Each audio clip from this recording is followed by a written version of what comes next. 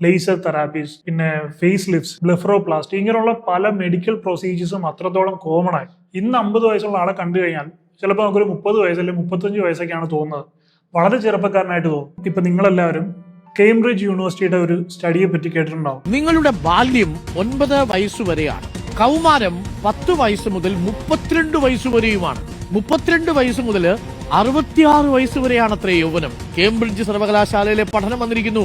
66 വയസ്സുവരെ നിങ്ങൾ യുവാവാണ് എന്നുള്ളതാണ്. 66 വയസ്സ് മുതൽ 83 വരെയാണ് വാർദ്ധക്യകാലത്തിന്റെ ആദ്യഘട്ടം. യഥാർത്ഥത്തിൽ വാർദ്ധക്യം ആരംഭിക്കുന്നത് 83 മുതൽ അങ്ങോട്ടാണ് എന്നാണ് കേംബ്രിഡ്ജ് സർവകലാശാലയിലെ പഠനത്തിൽ പറയുന്നത്. അതായത് കേംബ്രിഡ്ജ് യൂണിവേഴ്സിറ്റി പുതിയതായിട്ട് നടത്തിയ ആ പഠനത്തിൽ പറയുന്നത് 9 വയസ്സ് വരെ നമുക്ക് ബാല്യവും, 9 വയസ്സ് മുതൽ 32 വയസ്സ് വരെ നമുക്ക് കൗമാരവും, 32 വയസ്സ് മുതൽ 66 വയസ്സ് വരെ നമുക്ക് യൗവനവുമാണെന്നാണ്. 66 ശേഷമാണ് ഒരു മധ്യവയസ്കനായി തുടങ്ങുന്നത് വാർദ്ധക്യത്തിന്റെ തുടക്കം എന്ന് പറയുന്നത്. 83 ശേഷമാണ് വാർദ്ധക്യവും. ഇതാണ് കേംബ്രിഡ്ജ് യൂണിവേഴ്സിറ്റി ലേറ്റസ്റ്റ് ആയിട്ട് നടത്തിയ പഠനത്തിന്റെ റിപ്പോർട്ട്. ഇനി നമുക്ക് നമ്മുടെ പ്രധാനപ്പെട്ട ടോപ്പിക്കിലേക്ക് വരാം. എന്തുകൊണ്ടാണ് പണ്ടത്തെ അപേക്ഷിച്ച് ആളുകൾക്ക് ഇപ്പോൾ പ്രായം തോന്നിക്കാത്തത്? അതായത് പണ്ട് 50 വയസ്സുള്ള ആളെ കണ്ടു കഴിഞ്ഞാൽ ഒരു അപ്പൂപ്പനെ പോലെ ഇരുന്നിരുന്നത് ഇന്ന് 50 വയസ്സുള്ള ആളെ കണ്ടു കഴിഞ്ഞാൽ ചിലപ്പോൾ നമുക്കൊരു 30 വയസ്സ് അല്ലെങ്കിൽ 35 വയസ്സൊക്കെയാണ് തോന്നുന്നത്. വളരെ ചെറുപ്പക്കാരനായിട്ട് തോന്നും. അതിനുള്ള പ്രധാനപ്പെട്ട ഒരു കാരണമാണ് ബെറ്റർ ന്യൂട്രീഷൻ എന്ന് പറയുന്നത്. കാരണം 1980-കളെ അപേക്ഷിച്ച് കുറച്ചുകൂടെ ബെറ്റർ ന്യൂട്രീഷനായി 2000-ലേക്ക് വന്നപ്പോൾ, 2000-നെ അപേക്ഷിച്ച് വളരെയധികം ബെറ്റർ ന്യൂട്രീഷനായി 2020-ലേക്ക് വന്നപ്പോൾ, നിങ്ങളിപ്പോൾ 25 വയസ്സുള്ള ഒരാളാണ്. നിങ്ങളുടെ ഒരു 5 വയസ്സ് പ്രായമുള്ള സമയത്ത് അന്നൊക്കെ എല്ലാ ദിവസവും നിങ്ങളുടെ വീട്ടിൽ ഇറച്ചിയോ മീനോ ഒക്കെ വാങ്ങിക്കുമായിരുന്നു. ചിലപ്പോൾ മീൻ എല്ലാ ദിവസവും വാങ്ങിച്ചേക്കാം. ഇറച്ചിയൊക്കെ നിങ്ങൾ മിക്കവാറും വാങ്ങിക്കുന്നത് ആഴ്ചയിൽ ഒരു പ്രാവശ്യം. അതുപോലെ തന്നെ മുട്ട എന്നൊക്കെ പറയുന്നത് എല്ലാ ദിവസവും ചിലപ്പോൾ നിങ്ങൾ കഴിക്കുന്നുണ്ടാവില്ല. ആഴ്ചയിൽ 1-2 ദിവസമൊക്കെ ആയിരിക്കും ചിലപ്പോൾ നിങ്ങൾ മുട്ട കഴിക്കുന്നത്. അതുപോലെ തന്നെ പാലെന്ന് പറയുന്നത് രാവിലെ ചായയുടെ കൂടെ മാത്രമായിരിക്കും കഴിക്കുന്നത്. അങ്ങനെയൊക്കെ ആയിരിക്കും നിങ്ങളുടെ ഒരു ലൈഫ് സ്റ്റൈൽ ആ ഒരു സമയത്തുണ്ടായിരുന്നത്. പക്ഷെ എന്നാൽ ഇന്ന് 2025-ലേക്ക് വന്നു നിൽക്കുമ്പോൾ ഒരുവിധപ്പെട്ട എല്ലാ വീടുകളിലും ആഴ്ചയിൽ ഒരു 3-4 ദിവസമെങ്കിലും ഇറച്ചി, ചിക്കൻ, ബീഫൊക്കെ ആയിട്ട് കഴിക്കുന്നുണ്ടാവും. അതുപോലെ മുട്ട ലൈഫ് സ്റ്റൈലിന്റെ ഭാഗമായിട്ടുണ്ട്. മിക്ക ആളുകളും മുട്ടയും കാര്യങ്ങളൊക്കെ കഴിക്കുന്നുണ്ട്. അതുപോലെ വളരെ കോമൺ ആയിട്ട് പച്ചക്കറി വളരെയധികം കഴിക്കുന്നുണ്ട്. മാത്രമല്ല ആളുകൾ ഇന്ന് പ്രോട്ടീനെ കുറിച്ചും മിനറൽസിനെ കുറിച്ചൊക്കെ വളരെയധികം കോൺഷ്യസ് ആണ്. ഓരോ ഫുഡിനകത്തും എത്ര പ്രോട്ടീൻ ഉണ്ട് എന്ന് വരെ അളന്നിട്ടാണ് ഇന്ന് ആളുകൾ കഴിക്കുന്നത്. അപ്പം മിനറൽസ്, പ്രോട്ടീൻസ് ഒക്കെ എന്ന് പറയുന്നത് അത്രത്തോളം കോമൺ ആയി, അത്രത്തോളം ആളുകൾക്ക് അതിനെപ്പറ്റി നോളജ് ഉണ്ടായി. അങ്ങനെ അത്രയും ഡയറ്റിൽ ആളുകൾ വളരെയധികം ശ്രദ്ധിക്കാൻ തുടങ്ങി. ഇതുകൊണ്ട് തന്നെ ഏജിങ്ങിന്റെ പല സയൻസും പതിയെ കുറഞ്ഞു തുടങ്ങി. അതുപോലെ തന്നെ പണ്ടൊരു ഭൂരിഭാഗം ആളുകളും ശാരീരികമായിട്ട് വളരെയധികം അധ്വാനിക്കുന്ന ആളുകളായിരുന്നു. അതിപ്പോൾ കൂലിപ്പണിക്ക് പോകുന്ന ആളുകളുടെ കാര്യം മാത്രമല്ല ഞാൻ പറയുന്നത്. നിങ്ങൾ പണ്ടത്തെ ലൈഫ് സ്റ്റൈൽ ഒന്ന് ആലോചിച്ച് നോക്കി. ആളുകൾ ഏറ്റവും കൂടുതൽ പുറത്തേക്കൊക്കെ പോയി ഏറ്റവും കൂടുതൽ വേൾഡ് എക്സ്പോഷർ ഉണ്ടായിരുന്ന ലൈഫ് സ്റ്റൈലായിരുന്നു. കാരണം ഈ ഒരു 2013 വരെയൊക്കെ, 13-14 വരെയൊക്കെ നിങ്ങൾ കറണ്ട് ചാർജ് അടയ്ക്കണമെങ്കിൽ KSEB പോയി ക്യൂ നിൽക്കണമായിരുന്നു. ചിലപ്പോൾ വെയിലായിരിക്കും, ചിലപ്പോൾ മഴയായിരിക്കും.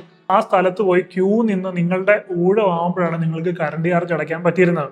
അതുപോലെ തന്നെ നിങ്ങൾ മൊബൈൽ യൂസ് ചെയ്യാൻ തുടങ്ങിയപ്പോൾ മൊബൈൽ ഒന്ന് റീചാർജ് ചെയ്യണമെങ്കിൽ നിങ്ങൾ അടുത്തുള്ള ഈസി റീചാർജ് ചെയ്യുന്ന ഷോപ്പിലേക്ക് പോയി അവിടെ പോയി റീചാർജ് ചെയ്യണമായിരുന്നു. അതുപോലെ പല കാരണങ്ങളും. അതുപോലെ നിങ്ങൾക്ക് ഫുഡ് വാങ്ങിക്കണമെങ്കിൽ നിങ്ങൾ കടയിൽ പോയി പാഴ്സൽ വാങ്ങിച്ചിട്ട് വന്ന് കഴിക്കണം, അല്ലെങ്കിൽ അവിടെ ഇരുന്ന് കഴിക്കണം. പക്ഷെ ഇന്ന് ഈ പറയുന്ന എല്ലാ കാര്യങ്ങളും വീട്ടിലെ AC ഇരുന്നുകൊണ്ട് നിങ്ങൾക്ക് ചെയ്യാം. അപ്പൊ അത്രത്തോളം ഫിസിക്കൽ എക്സ്പോഷർ കുറഞ്ഞിട്ടുണ്ട്. നിങ്ങളുടെ ലൈഫ് കുറെ കൂടി ഈസി ആയിട്ടുണ്ട്. ഇത് ഞാനൊരു എക്സാമ്പിൾ പറഞ്ഞാണ്. ഇതുപോലെ തന്നെ ലൈഫിലെ എല്ലാ കാര്യങ്ങളിലും ടെക്നോളജി വന്നപ്പോൾ ലൈഫ് കുറെ കൂടി ഈസി ആയി. ശരീരത്തിന് കുറെ കൂടി അധ്വാനം കുറച്ചു മതി. ഇപ്പൊ ഏതൊരു മെഷീൻ ആയാലും നമ്മൾ കുറെ വർക്ക് ചെയ്യിപ്പിക്കുമ്പോൾ അതിന് തേയ്മാനം സംഭവിക്കും. വർക്ക് ചെയ്യിപ്പിക്കാതിരുന്നാലും അത് കംപ്ലൈന്റ് ആയി പോകും. പക്ഷെ ആവശ്യമുള്ള രീതിയിൽ റെഗുലർ ആയിട്ട് അതിനെ വർക്ക് ചെയ്യിപ്പിച്ചു കഴിഞ്ഞാൽ സാധാരണ നമ്മൾ ഒരുപാടിട്ട് ഉപയോഗിക്കുന്ന ഒരു മെഷീനേക്കാളും വളരെയധികം ലോങ് ലാസ്റ്റ് ചെയ്യും. അതുപോലെ തന്നെയാണ് മനുഷ്യ ശരീരവും. ഒരു ദിവസം ഒരു ഒപ്റ്റിമൽ ആയിട്ട് ഒരു ഹാഫ് അവർ കാർഡിയോ, ഒരു 45 മിനിറ്റ്സ് വർക്കൗട്ടൊക്കെ എന്നൊക്കെ പറഞ്ഞു കഴിഞ്ഞാൽ ശരീരത്തിന് ഏറ്റവും ബെസ്റ്റ് ആണ്. അപ്പോൾ അങ്ങനെ നമ്മുടെ ലൈഫ് സ്റ്റൈലിൽ വലിയൊരു ചേഞ്ച് സംഭവിച്ചിട്ടുണ്ട്. നമ്മുടെ ന്യൂട്രീഷണൽ ചേഞ്ച് സംഭവിച്ചിട്ടുണ്ട്. അതുപോലെ തന്നെ അടുത്ത കാര്യമാണ് സൺ എക്സ്പോഷർ എന്ന് പറയുന്നത്. പണ്ടത്തെ ആളുകൾ വളരെയധികം വെയിൽ കൊള്ളുന്ന ആളുകളായിരുന്നു. നല്ല രീതിയിൽ വെയിൽ കൊള്ളുന്നു. പണ്ടത്തെ ആളുകൾ എന്ന് പറയേണ്ട നമ്മുടെയൊക്കെ കുട്ടിക്കാലത്ത് തന്നെ നമ്മൾ നല്ല രീതിയിൽ വെയിൽ കൊണ്ടിട്ടായിരുന്നു വെയിലത്ത് പോയി കളിക്കുകയും ക്രിക്കറ്റ് കളിക്കാൻ പോവുകയും അങ്ങനെയൊക്കെ ചെയ്തുകൊണ്ടിരുന്നത്. പക്ഷെ ഇന്ന് കൊച്ചു കുട്ടികൾ മുതൽ പ്രായമായ ആളുകൾക്ക് വരെ സൺ എക്സ്പോഷർ നല്ല രീതിയിൽ കുറഞ്ഞിട്ടുണ്ട്. ഈ സൺ എക്സ്പോഷർ കുറയുന്നതുകൊണ്ട് തന്നെ വൈറ്റമിൻ D ഡെഫിഷ്യൻസി പലർക്കും ഉണ്ടാകുന്നുണ്ട്. അത് പലരും അറിയുന്നില്ല. അപ്പോൾ ഈ സൺ എക്സ്പോഷർ നല്ല രീതിയിൽ കുറഞ്ഞിട്ടുണ്ട്. വെയിൽ കൊള്ളുന്നത് അല്ലെങ്കിൽ UV റേസ് കൊണ്ട് സ്കിന്നിനുണ്ടാകുന്ന ഡാമേജസ് ഒക്കെ വളരെയധികം കുറഞ്ഞിട്ടുണ്ട്. മാത്രമല്ല ഇന്ന് എല്ലാ ആളുകളും, ഒരുപാട് ആളുകളെല്ലാം സൺസ്ക്രീൻ ലോഷൻസ് ഒക്കെ യൂസ് ചെയ്യാൻ തുടങ്ങി. അതുപോലെ തന്നെ സ്കിൻ കെയർ ഒക്കെ പ്രോപ്പറായിട്ട് ചെയ്യുന്ന ഒരു ജനറേഷനാണ് ഇപ്പോൾ സംഭവിച്ചുകൊണ്ടിരിക്കുന്നത്. ഇപ്പോൾ ഉള്ള യങ്സ്റ്റേഴ്സിനെ നോക്കുകയാണെങ്കിൽ അവർക്ക് പ്രോപ്പറായിട്ട് എങ്ങനെ സ്കിൻ കെയർ ചെയ്യണമെന്നറിയാം, എങ്ങനെ സൺസ്ക്രീൻ യൂസ് ചെയ്യണമെന്നറിയാം, സ്കിൻ എങ്ങനെ കൃത്യമായിട്ട് സൂക്ഷിക്കണമെന്നറിയാം. ഇതൊക്കെ ചെയ്യുന്നതുകൊണ്ട് തന്നെ പ്രോപ്പറായിട്ട് സ്കിന്നെ കെയർ ചെയ്യുന്നതുകൊണ്ട് തന്നെ ഏജിങ് വളരെയധികം സ്ലോ ആയിരിക്കും. ഒരു ബെഡ്ഷീറ്റ് അല്ലെങ്കിൽ നിങ്ങളുടെ ഒരു ഷർട്ട് തന്നെ ഒരു 3-4 ദിവസം അടുപ്പിച്ച് വെയിലത്തിട്ട് നോക്കി അത് നരച്ച് തിരിച്ചറിയാൻ പറ്റാത്ത രീതിയിലാവും. അത്രത്തോളം അതിന്റെ കളറൊക്കെ പോയി ആ ഒരു രീതിയിലാവും. പക്ഷേ അതേ ഡ്രസ്സ് തന്നെ നിങ്ങൾ ഷെയ്ഡിലിട്ടാണ് ട്രൈ ചെയ്യുന്നതെങ്കിൽ വളരെ ലോങ് ലാസ്റ്റ് ചെയ്യും. ഒരുപാട് നാൾ അതിന്റെ കളറൊക്കെ പോകാതെ അത് ലോങ് ലാസ്റ്റ് ചെയ്യും. അപ്പൊ അതുപോലെ തന്നെയാണ് ഈ യു റൈസ് നമ്മുടെ സ്കിന്നിൽ ഉണ്ടാക്കുന്ന മാറ്റങ്ങൾ. നമ്മുടെ സ്കിൻ റീജനറേറ്റ് ചെയ്യുന്നുണ്ട്. അത്രത്തോളം അത് നമുക്ക് പെട്ടെന്ന് വിസിബിൾ ആവില്ല. പക്ഷേ ഗ്രാജുവലി പതിയെ നമ്മുടെ സ്കിന്നിന് അത്രത്തോളം ഡാമേജ് ഉണ്ടായിക്കൊണ്ടിരിക്കും. സ്കിന്നിൽ ഫൈൻ ലൈൻസ് ഉണ്ടാവും, റിങ്കിൾസ് ഉണ്ടാവും, അതുപോലെ തന്നെ ബ്ലെമിഷസ്, ഡാർക്ക് സ്പോട്ട്സ്, പിഗ്മെന്റേഷൻ, ഇങ്ങനെയുള്ള പല പല കാരണങ്ങളൊക്കെ ഉണ്ടാവും. ഇത് തന്നെ ഏജിങ്ങിന്റെ പല സൈൻസും നമ്മുടെ സ്കിന്നിൽ കാണിക്കും. പെട്ടെന്ന് നമ്മൾ ഏജ് ആയ പോലെ കാണിക്കും. പിന്നെ എടുത്തു പറയേണ്ട ഒരു കാര്യമാണ്, ആളുകൾ ഇപ്പോൾ പഴയ പോലെ പാടത്തും പറമ്പിലൊന്നും ഇറങ്ങി പണി ചെയ്യുന്നില്ലെങ്കിലും ഫിറ്റ്നസ് കൾച്ചർ നല്ല രീതിയിൽ വളർന്നിട്ടുണ്ട്. ഒരുപെട്ട എല്ലാവരും ജിമ്മിൽ പോകാൻ തുടങ്ങിയിട്ടുണ്ട്. ഇപ്പൊ ജിം എന്ന് പറയുന്നത് വളരെയധികം കോമൺ ആയി. ജിമ്മിൽ പോകുന്നതിൽ പോലും വീട്ടിലെങ്കിലും വർക്കൗട്ട് ചെയ്യുന്ന ആളുകളുണ്ട്. സോ ഞാൻ പറഞ്ഞില്ലേ, ഒരുപാട് ഇട്ടി പണിയുന്നതിനേക്കാളും ഒരു പ്രോപ്പർ ആയിട്ടുള്ള വർക്കൗട്ട് എന്ന് പറയുന്നത് ബോഡിക്ക് ഏറ്റവും ബെസ്റ്റാണ്. അപ്പൊ ഈ പറയുന്ന പോലെ എല്ലാ ആളുകളും ഒരു 1 hour ഒക്കെ ജിമ്മിൽ വർക്കൗട്ട് ചെയ്യുമ്പോൾ ശരീരത്തിന് ആവശ്യമായിട്ടുള്ള വ്യായാമങ്ങൾ ലഭിക്കുന്നുണ്ട്. അതുപോലെ കൃത്യമായിട്ടുള്ള ടെസ്റ്റുകൾ ഇപ്പോൾ ആളുകൾ എടുക്കുന്നുണ്ട്, ബ്ലഡ് വർക്ക് ചെയ്യുന്നുണ്ട്. അതുകൊണ്ട് തന്നെ എന്തെങ്കിലും അസുഖങ്ങളൊക്കെ ഉണ്ടെങ്കിൽ അവർക്ക് നേരത്തെ കണ്ടുപിടിച്ച് ട്രീറ്റ് ചെയ്യാൻ സാധിക്കുന്നു. മെഡിക്കൽ ഫീൽഡ് വളരെയധികം പുരോഗമിച്ചു. അപ്പൊ ഇങ്ങനെയുള്ള പല കാരണങ്ങളും ഏജ് തോന്നിക്കാതിരിക്കാൻ വളരെയധികം ഹെൽപ്പ് ചെയ്യുന്നുണ്ട്. അതുപോലെ തന്നെ ഡിലേഡ് മാരേജ് ആൻഡ് സ്ട്രെസ്. പണ്ടൊക്കെ 20ഉം 21 വയസ്സിലും വിവാഹം കഴിച്ചും ആ ഒരു വിവാഹ ജീവിതത്തിലേക്ക് പോയി. പിന്നീട് കുട്ടികൾ, അതിന്റെ ബാധ്യത, അതിന്റെ സ്ട്രെസ് എന്നൊക്കെ പറഞ്ഞ്, സ്ട്രെസ് എന്ന് പറയുന്നത് ഏജ് തോന്നിക്കുന്നതിൽ ഏറ്റവും ഫസ്റ്റ്, ഇപ്പൊ നമ്മൾ പല ലെവലിലായിട്ട് ഏജിങ്ങിന്റെ ഫാക്ടേഴ്സിന്, ഏജിങ് തോന്നിക്കുന്ന കാര്യങ്ങൾ വെക്കുകയാണെങ്കിൽ അത് ഏറ്റവും മുകളിൽ വെക്കേണ്ട കാര്യമാണ് സ്ട്രെസ് എന്ന് പറയുന്നത്. സ്ട്രെസ് ഇല്ലാതിരിക്കുകയാണെങ്കിൽ തന്നെ ബാക്കി ഒന്നും ചെയ്യാതെ നിങ്ങൾക്ക് വളരെ സ്ലോ ആയിട്ടായിരിക്കും ഏജ് ആകുന്നത്. എന്നാൽ സ്ട്രെസ് ഉള്ള ഒരാളെ സംബന്ധിച്ച് ഇത്രയും കെയർ ചെയ്താലും സ്ട്രെസ് ഇല്ലാത്ത ആളെ വെച്ച് കമ്പയർ ചെയ്യുമ്പോൾ പെട്ടെന്ന് ഏജ് ആവും. ഇന്ന് ആളുകൾ കൂടുതലും സ്ട്രെസ് റിലീഫിനായിട്ടൊക്കെ, സ്ട്രെസ് റിലീസ് ചെയ്യാനായിട്ടുള്ള പല കാര്യങ്ങളും ചെയ്യുന്നുണ്ട്. സ്ട്രെസ് മാനേജ് ചെയ്യുന്നതിനെ പറ്റി ആൾക്കാർക്ക് ഒരു ധാരണ വന്നു തുടങ്ങിയിട്ടുണ്ട്. അപ്പം സ്ട്രെസ് കുറയുന്നതിനും ഈ മുടി നരയ്ക്കുന്നതിനുള്ള പ്രധാനപ്പെട്ട പല കാര്യങ്ങളിലൊന്നാണ് സ്ട്രെസ് എന്ന് പറയുന്നത്. ഏറ്റവും പ്രധാനപ്പെട്ട കാര്യങ്ങളിലൊന്നാണ് സ്ട്രെസ് എന്ന് പറയുന്നത്. ഈ സ്ട്രെസ് ഡയറക്ട്ലി നമ്മുടെ മുടിക്ക് കളർ കൊടുക്കുന്ന മെലാനിനെ അഫക്ട് ചെയ്യുന്നുണ്ട്. അപ്പോൾ മെലന്റെ പ്രൊഡക്ഷൻ ഒക്കെ നിൽക്കുമ്പോഴാണ് പെട്ടെന്ന് ഈ സ്ട്രെസ് കൂടുമ്പം അതിനെ വളരെ കാര്യമായിട്ട് അഫക്ട് ചെയ്തിട്ട് ബോഡി എന്ത് ചെയ്യും, ഈ ഹെയറിനോട്ടൊന്നും അധികം കോൺസെൻട്രേറ്റ് ചെയ്യാതെ ബാക്കി ശരീരത്തിലെ പ്രധാനപ്പെട്ട അവയവങ്ങളെ നിലനിർത്താനും അതിനെ പ്രോപ്പറായിട്ട് കെയർ ചെയ്യാനും നമ്മുടെ ബ്രെയിൻ അങ്ങോട്ട് കൂടുതൽ ശ്രദ്ധയും കാര്യങ്ങളും കൊടുക്കുമ്പോൾ മുടി പതുക്കെ നരച്ചു കൊടുക്കും. അപ്പോൾ ഈ സ്ട്രെസ് എന്ന് പറയുന്നത് ഏജിങ്ങിന്റെ വളരെ പ്രധാനപ്പെട്ട ഒരു ഫാക്ടറാണ്. നിങ്ങളുടെ കണ്ണിന്റെ അടി ചുളുങ്ങും, നിങ്ങളുടെ നെറ്റി ചുളുങ്ങും, നിങ്ങളുടെ മുടി നരയ്ക്കും, നിങ്ങളുടെ സ്കിന്നിൽ ഫൈൻ ലൈൻസ് ഉണ്ടാവും. പക്ഷെ ഇന്ന് ആളുകൾ പലരും സ്ട്രെസ് റിലീഫിനെ പറ്റിയൊക്കെ പഠിച്ചു തുടങ്ങി. സ്ട്രെസ് എങ്ങനെ റിലീസ് ചെയ്യണം, എങ്ങനെ സ്വന്തം കാര്യം പ്രൈമറി ആക്കി വെച്ചുകൊണ്ട് ആളുകൾ ജീവിക്കാൻ തുടങ്ങി. അങ്ങനെയൊക്കെ സംഭവിക്കുമ്പോൾ ഗ്രാജുവലി പണ്ടുള്ള ആളുകളെ അപേക്ഷിച്ച് നോക്കുകയാണെങ്കിൽ അവരുടെ ലൈഫ് കുറച്ചുകൂടെ പേഴ്സണൽ ലൈഫ് ബെറ്റർ ആവും. സോ അതുകൊണ്ട് തന്നെ ഏജിങ് വളരെയധികം സ്ലോ ആവും. നമ്മുടെ അച്ഛനമ്മമാർ 25 വയസ്സ് ഇരുന്ന പോലല്ല നമ്മൾ 25 വയസ്സ് ഇരിക്കുന്നത്. നമ്മുടെ അച്ഛനമ്മമാർ 35 വയസ്സ് ഇരിക്കുന്ന പോലല്ല നമ്മൾ 35 വയസ്സ് ഇരിക്കുന്നത്. സോ വലിയൊരു ഡിഫറൻസ്, ജനറേഷണൽ ഡിഫറൻസ് വന്നപ്പോൾ ഏജിങ്ങിന്റെ കാര്യത്തിലും വളരെയധികം ഡിഫറൻസ് സംഭവിച്ചു. അടുത്ത ഇമ്പോർട്ടന്റ് ആയിട്ടുള്ള കാര്യമാണ് കോസ്മെറ്റിക് പ്രൊസീജിയേഴ്സ് എന്ന് പറയുന്നത്. കോസ്മെറ്റിക് പ്രൊസീജിയേഴ്സ് വളരെയധികം കോമൺ ആയി. ഇപ്പൊ ഏജിങ്ങിന്റെ സയൻസ് കാണിക്കുന്ന ഫൈൻ ലൈൻസ്, റിങ്കിൾസ്, ഇതൊക്കെ ഫില്ലേഴ്സ് യൂസ് ചെയ്ത ആളുകൾ പ്രോപ്പറായിട്ട് മെയിൻറ്റെയിൻ ചെയ്യാൻ തുടങ്ങി. അതുപോലെ തന്നെ ത്രെഡ് ലിഫ്റ്റ്, ലേസർ തെറാപ്പീസ്, പിന്നെ ഫേസ് ലിഫ്റ്റ്സ്, ബ്ലെഫറോപ്ലാസ്റ്റി, ഇങ്ങനെയുള്ള പല മെഡിക്കൽ പ്രൊസീജിയേഴ്സും അത്രത്തോളം കോമൺ ആയി. അതുകൊണ്ട് തന്നെ ഏജിങ്ങിന്റെ പല സയൻസിനെയും ഒരു പരിധി വരെ ഹൈഡ് ചെയ്ത് വെക്കാൻ അത്യാവശ്യം സമ്പന്നരായിട്ടുള്ള ആളുകൾക്ക് വളരെയധികം ഈസി ആയിട്ട് സാധിക്കുന്നുണ്ട്. അതും ഈ ഏജ് തോന്നിക്കാത്തതിന്റെ പ്രധാനപ്പെട്ട കാര്യങ്ങളിൽ ഒന്നാണ്. നമുക്ക് അടുത്ത പാർട്ടിലേക്ക് പോകാം. നിങ്ങളുടെ ക്രോണോളജിക്കൽ ഏജ്, നിങ്ങളുടെ ബയോളജിക്കൽ ഏജ്, നിങ്ങളുടെ മെന്റൽ ഏജ്, ഇത് മൂന്നും ഡിഫറെന്റ് ആയിരിക്കും. എന്താണ് ക്രോണോളജിക്കൽ ഏജ്? ക്രോണോളജിക്കൽ ഏജ് എന്ന് പറയുന്നത്, നിങ്ങൾ 2000 ജനിച്ച ഒരാളാണെങ്കിൽ 2025 ആയപ്പോൾ നിങ്ങൾക്ക് 25 വയസ്സായി. ഇതാണ് നിങ്ങളുടെ ക്രോണോളജിക്കൽ ഏജ്. ഇത് നിങ്ങൾക്ക് ഒരിക്കലും ചേഞ്ച് ചെയ്യാൻ സാധിക്കില്ല. It happened. ഇത് നിങ്ങൾ മരിക്കുന്നവരെ ഒരുപോലെ കണ്ടിന്യൂ ചെയ്തുകൊണ്ടിരിക്കും. രണ്ടാമത്തേത് നിങ്ങളുടെ ബയോളജിക്കൽ ഏജ്. ഇത്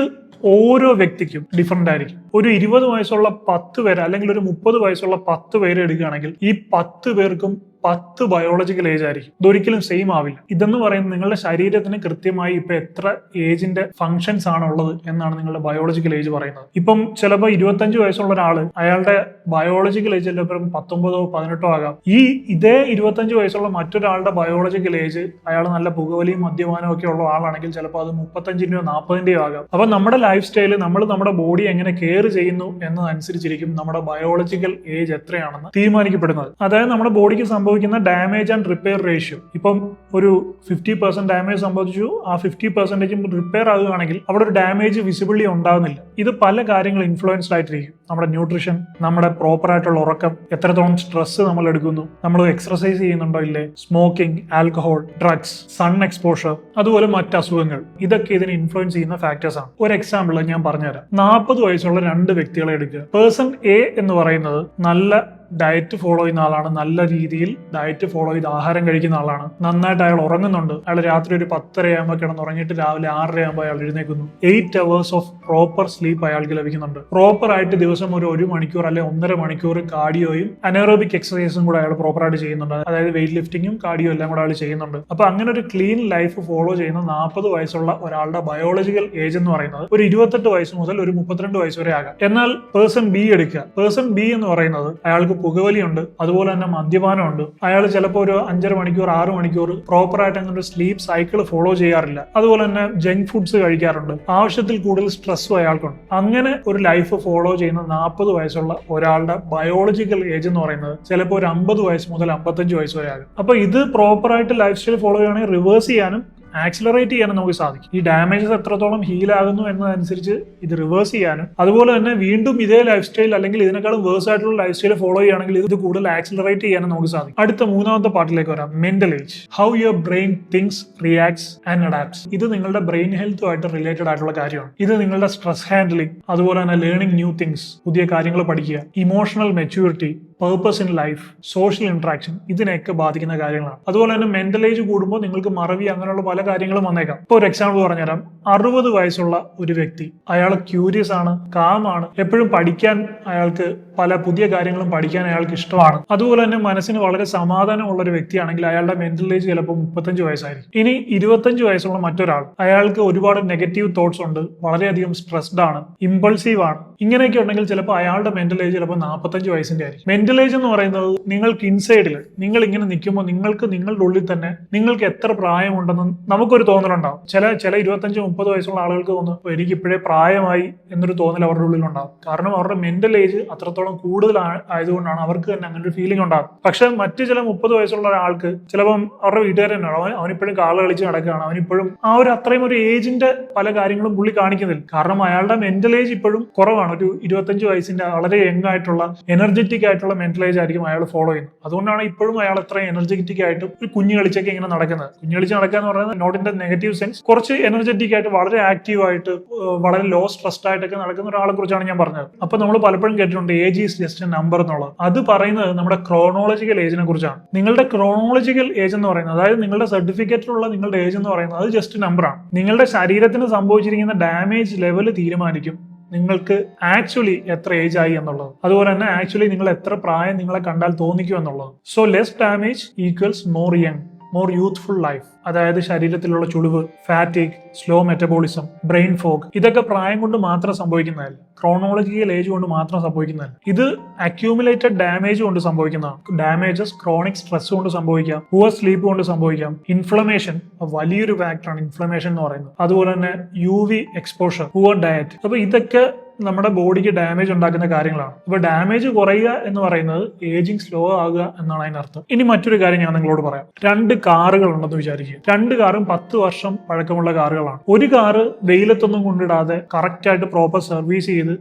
അതിന് വരുന്ന ഡാമേജസ് ഒക്കെ പ്രോപ്പറായിട്ട് ക്ലിയർ ചെയ്ത് ക്രാഷ് ആയിട്ടൊന്നും യൂസ് ചെയ്യാതെ വളരെ വെൽ മെയിൻറ്റൈൻഡ് ആയിട്ട് വെൽ ബിഹേവ് ചെയ്ത് ഓടിക്കുന്ന ഒരു കാർ. പക്ഷെ അതിന് 10 വർഷം പഴക്കമുണ്ടെങ്കിലും ഇപ്പോഴും അത് കണ്ടു കഴിഞ്ഞാൽ പുതിയ പോലെ തന്നെ ചെയ്യും. പക്ഷെ ഇതേ കാറിന്റെ കൂടെ തന്നെ വാങ്ങിച്ച മറ്റൊരു കാർ അത് എപ്പോഴും വെയിലത്തും മഴയത്തും ഒക്കെ കൊണ്ട് പാർക്ക് ചെയ്യുക, വളരെ റാഷായിട്ട് ഉപയോഗിക്കുക, പ്രോപ്പർ ആയിട്ട് അതിന്റെ മെയിൻ്റെനൻസും സർവീസും ചെയ്യാതിരിക്കുക, അങ്ങനെ ഉപയോഗിക്കുന്ന ഒരു കാർ 10 വർഷം ആയാലും ചിലപ്പോൾ അത് ഒരു 15 വർഷം 20 വർഷത്തിന്റെ പഴക്കം കാണിക്കും. ഇത് തന്നെയാണ് മനുഷ്യ ശരീരത്തിന്റെ കാര്യത്തിൽ. ഒറ്റ വ്യത്യാസമുള്ളൂ, മനുഷ്യ ശരീരത്തിന് റീജനറേറ്റീവ് കേപ്പബിലിറ്റീസ് ഉണ്ട് ഒരു പരിധി വരെ. അപ്പൊ ഈ കേംബ്രിഡ്ജ് യൂണിവേഴ്സിറ്റിയുടെ സ്റ്റഡിയിൽ പറയുന്നത് നിങ്ങൾ പ്രായമാകുന്നില്ല എന്നല്ല, പക്ഷെ ഹൗ യങ് യു ഫീൽ എന്നുള്ളതാണ്. ഒരു വൺ വേർഡിൽ ഞാൻ പറഞ്ഞുതരാം. ക്രോണോളജിക്കൽ ഏജ് എന്ന് പറയുന്നത് നിങ്ങൾ ജനിച്ചിട്ട് എത്ര വർഷമായെന്ന് കൗണ്ട് ചെയ്യുന്നു. ബയോളജിക്കൽ ഏജ് എന്ന് പറയുന്നത് നിങ്ങളുടെ ശരീരത്തിനുണ്ടായ ഡാമേജസിന്റെ ലെവൽ കാണിക്കുന്നു. മെന്റൽ ഏജ് എന്ന് പറയുന്നത് നിങ്ങൾക്ക് നിങ്ങളുടെ ഉള്ളിൽ തന്നെ നിങ്ങൾ എത്ര പ്രായമായി എന്ന് നിങ്ങൾക്ക് ഫീൽ ചെയ്യുന്ന ആ കാര്യത്തിനാണ് മെന്റൽ ഏജ് എന്ന് പറയുന്നത്. അതായത് നിങ്ങൾക്കിപ്പോൾ 40 വയസ്സായിട്ടും നിങ്ങളുടെ ഉള്ളിൽ നിങ്ങൾക്ക് 25 വയസ്സുകാരന്റെ ആ ഒരു ഫീൽ ആണ് വരുന്നതെങ്കിൽ നിങ്ങളുടെ മെന്റൽ ഏജ് എന്ന് പറയുന്നത് 25 ആണ്. നിങ്ങൾക്കിപ്പോൾ 30 വയസ്സായിട്ടും ഒരു 18 വയസ്സുകാരന്റെ